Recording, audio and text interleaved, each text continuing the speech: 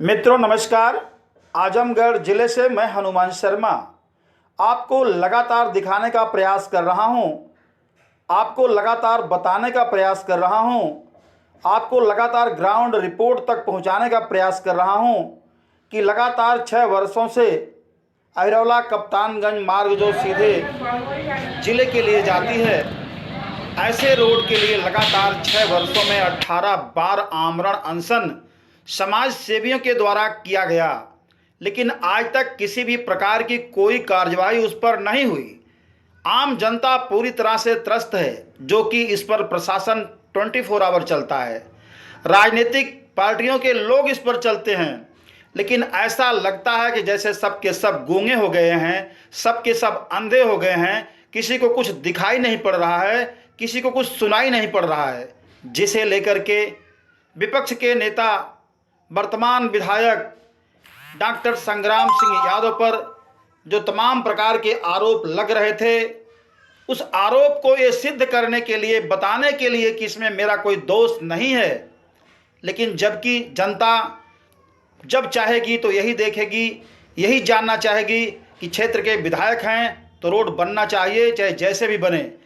विधायक की समस्याओं को आम जनता नहीं समझ सकती, लेकिन विधायक अपनी समस्या को बताने के लिए, दिखाने के लिए जनाक्रोश रैली के माध्यम से आज वही भारतीय जनता पार्टी के विद्यालय पे क्या कुछ करते हैं, क्या कुछ दिखाते हैं, आइए सुनिए क्या कुछ कहते हैं विधायक डॉक्टर संग्राम सिंह यादव। चूँकि इसका एस्टीमेट 56 करोड़ का है, कप्तानगंज से अहिरौला मार्ग का, और आपके आजमगढ़ पीओडी विभाग ने यह एस्टीमेट शासन को प्रेषित कर दिया है। लेकिन हम खुद मंत्री से मिले, जो कुमार मंत्री से, उन्होंने हमसे कहा कि विधायक जी कितने का एस्टीमेट है? हमने कहा 56 करोड़ का।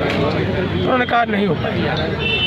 तब हमने फैसला किया कि हम भारतीय जनता पार्टी की सरकार का झूठ का पर्दाफाश जनता के बीच आगे करेंगे, जिसको लेकर के हम सबने, हमारी पार्टी के नेताओं ने, जनता ने मिल करके मरना से हमारे बस्ती भुजबल तक एक मार्च निकाला, जनाक्रोश मार्च, जिसमें सबने इस बात की जोर जोर से आवाज़ उठाई कि एक तरफ आप विकसित भारत की बात करते हो, कहते हो कि हम यहाँ की आमदनी है उसको बढ़ा रहे हैं, हम $1 ट्रिलियन बजट, इतने लाख करोड़ का। दूसरी तरफ जो गाँव के बीच से रोड जा रही है, उस रोड पर इस तरह की कल ही दुर्घटना हुई हमारे बीच का, ट्रक सिंधेपुर का दिवाकर गौतम ट्रक से दब के मर गए। तो आए दिन दुर्घटना हुई। तो भारतीय जनता पार्टी लोगों के आँख में धूल झोंक करके असल मुद्दे से ध्यान हटा करके दूसरे मुद्दे पर ले जाना चाहिए, और हम सबका प्रयास होगा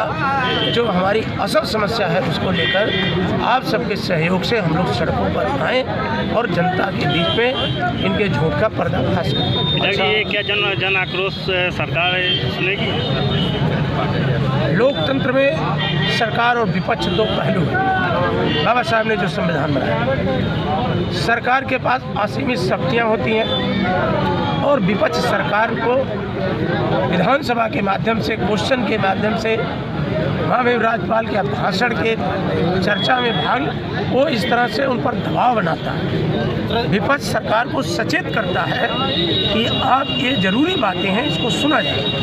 तो हमें उम्मीद है कि सरकार जनता की आवाज़ को सुनेगी और इस पर बजट जारी करने का। विधायक जी, यदि आपके इस यात्रा के बाद सरकार आपकी बातों को नहीं सुनती है तो आगे आप लोगों की क्या रणनीति है? हम लगातार जनता के बीच जाएंगे। सरकार किसी की बात नहीं सुनती, ये सच्चाई है जी। जो बेरोजगार नौजवान हैं वो भी लखनऊ के अंदर धरना दे रहे हैं, उनकी बात नहीं सुन जा रही। जो हमारे सिलेक्टेड टीचर थे, जो आरक्षण का इन्होंने महा घोटाला किया, बहन बेटियां अनशन पे बैठ रही, उनकी भी बात नहीं सुन रही सरकार। आपने देखा होगा कि बिहार की सरकार ने 2-2 रिजल्ट निकाल लिया। आपके गांव से बड़ी पैमाने पे लोग बिहार में जाकर के ज्वाइनिंग भी कर लिए, ट्रेनिंग भी कर लिए।